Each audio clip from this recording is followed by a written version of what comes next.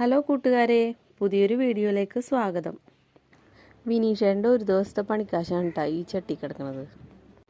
അപ്പോൾ ഇവനാണ് കേട്ടോ കൊഞ്ച്. ഇന്ന് ഇവനെ വെച്ചൊരു കറി ഉണ്ടാക്കാനാണ് കേട്ടോ പോകുന്നത്. ആദ്യം ഇവനെ നമുക്ക് നന്നായിട്ട് ക്ലീൻ ചെയ്തെടുക്കണം. ഇവൻ്റെ ഈ ഷെല്ലുകൾ കളയാതെ കറി വെക്കുന്നതും ഉണ്ട് കേട്ടോ. പക്ഷെ ഞാൻ ഇവൻ്റെ ഷെല്ലുകളെല്ലാം കളഞ്ഞ് മീറ്റ് മാത്രം എടുത്തിട്ടാണ് ഇന്ന് കറി വെക്കുന്നത്.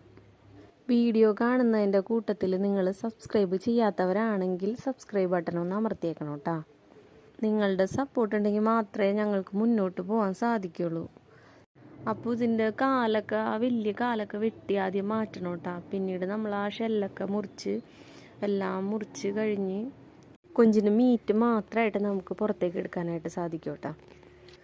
ഇനി ഈ കൊഞ്ചിൻ്റെ മുകളിലായിട്ടൊരു കത്തി വെച്ച് വരഞ്ഞ് കഴിഞ്ഞിട്ടുണ്ടെങ്കിൽ കുടൽ നമുക്ക് കാണാൻ പറ്റും. അത് വലിച്ച് കളയണം കേട്ടോ. ഇനി ആദ്യം നമ്മൾ മുറിച്ച് വെച്ച കാലെടുത്തിട്ട് ഒരു ബ്രഷ് ഉണ്ടെങ്കിൽ അതെടുത്ത് വെച്ചിട്ട് നന്നായിട്ട് ബ്രഷ് വെച്ച് ഉരച്ച് കഴുകണം. ആ മുള്ളുകൾക്കിടയിൽ നിറയെ ചെളിയും മണ്ണും ഒക്കെയാണ്. അത് എത്ര കഴുകിയാലും നമ്മൾ വെറുതെ ഇങ്ങനെ കഴുകിയാൽ പോകൂല.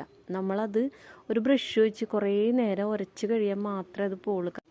അപ്പോൾ ഇതേ ക്ലീനിങ് ഒക്കെ കഴിഞ്ഞ് നമ്മുടെ കൊഞ്ച് നല്ല വൃത്തിയാക്കി എടുത്തിട്ടുണ്ട് കേട്ടോ. ഇനി നമുക്ക് കൊഞ്ച് കറി വെക്കാൻ തുടങ്ങാം. ഒരു ബൗളിൽ കുറച്ച് മുളക് പൊടി, മഞ്ഞൾപ്പൊടി, ഗരം മസാല, കുരുമുളക് പൊടി, ഉപ്പ്, പിന്നെ കുറച്ച് വെളിച്ചെണ്ണയും കൂടി ചേർത്ത് നന്നായിട്ട് മിക്സ് ചെയ്തിട്ട് ഇതിലേക്ക് നമ്മുടെ കഴുകി വെച്ചിരിക്കുന്ന കൊഞ്ചിൻ്റെ മീറ്റ് മാത്രം ചെറിയ പീസായിട്ട് കട്ട് ചെയ്ത് അതിലേക്ക് ഇട്ട് മാരിനേറ്റ് ചെയ്തിട്ട് ഒരു 10-20 മിനിറ്റ് വെക്കണം. ഇനി ഈ മാരിനേറ്റ് ചെയ്ത് വെച്ചിരിക്കുന്ന മീറ്റ് നമുക്ക് വെളിച്ചെണ്ണയിലിട്ട് വറുത്ത് എടുക്കണം.